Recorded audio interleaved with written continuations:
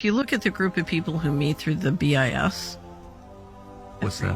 The BIS is the Bank of International Settlements, and it's the central bank of central banks. Where is that located? It's in Basel, Switzerland, and it has 63 of the most powerful central banks as its members, and the New York Fed and the Fed are both shareholders. They became shareholders in 1994. In one sentence, what's the purpose of the Bank of International Settlements? Okay, so there are two things you need to know about the Bank of International Settlements. I'm not sure my brain's big enough for this, but keep going. It is. Okay.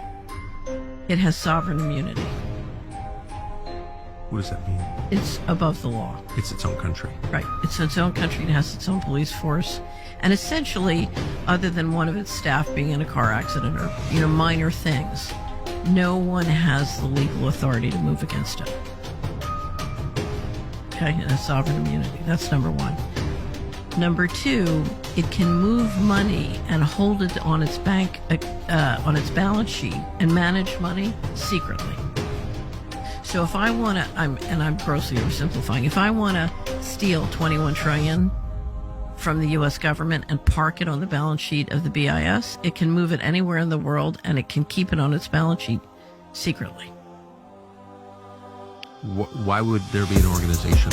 But first of all, where does its power? Like, who empowered it to have sovereign immunity in the right? It was created after World War I and sort of collected its powers and got going in the 30s. And it was created in theory to manage the reparations of the German government. But if you read the real history, it was because the Bank of England and the central bankers wanted an entity that had sovereign immunity. They wanted to be able to move money secretly.